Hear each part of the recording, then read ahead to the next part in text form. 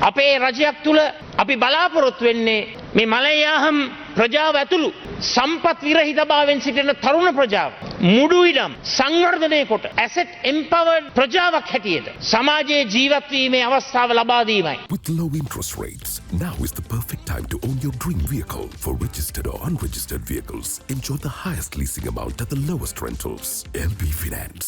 අපේ රටේ මලයාහම් ප්‍රජාවට ඇති තරම් පොරොන්දු දෙනවා. හැබැයි රත්නපුර දිස්ත්‍රික්කයේ එක්තරා වත්තක ඒ ඊඩමක් කඩමක් නැති මිනිස්සෙක් මේ මලයාහම් ප්‍රජාව නියෝජනය කරන පුද්ගලයෙක් පුංචි තැනක් අටවාගත්තයි කියලා. ඒ වත්තේ ආරක්ෂකයෝ ඔහුව පළවා හරින්නට ඒ අටවාගත්ත ස්ථානයේ බිඳ නමන්නට කටයුතු කරන. හැබැයි මතක තබා ගන්න ලයිම් කාමර ජීවිතවල තෙරපිලා සිටින මලයාහම් ප්‍රජාව අපේ රටට විදේශ විනිමය ලබා දෙන්නට අසීමිත පරිත්‍යාගයන් කරන ඒ ප්‍රජාව ඒ අයට ඔබ ලබා දුන්නු පොරොන්දුව ඒ අයත් එක්ක ඇති කරගත්ත සමාජ ගිවිසුම අද ඔබට අමතක වෙලා. අපි ඊටාත්ම පැහැදිලිව කියන්න කැමති අපේ රජයක් තුල අපි බලාපොරොත්තු වෙන්නේ මේ මලයාහම් ප්‍රජාව ඇතුළු සම්පත් විරහිතභාවයෙන් සිටින තරුණ ප්‍රජාව මුඩු ඉඩම් සංවර්ධනය කොට කුඩා තේවතු හැටියට කුඩා තේවතු හිමියන් හැටියට සත්‍ය වශයෙන්ම Taman ප්‍රාග්ධන හිමිකරුවන් ඇසෙට් එම්පවර්ඩ් ප්‍රජාවක් හැටියට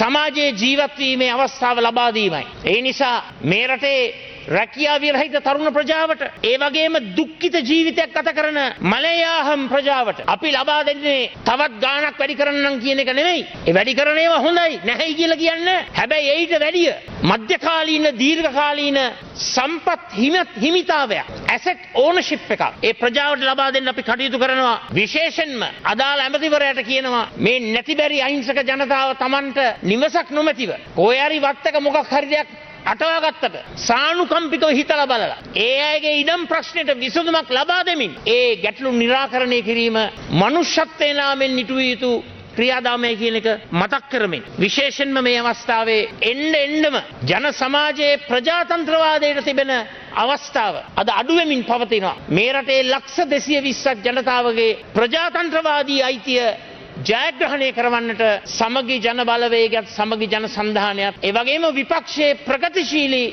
සියලු දෙනාත් සමග අත්වැල් බැඳගෙන කටයුතු කරනවා කියන එක ප්‍රකාශ කරනවා. ස්තුතියි.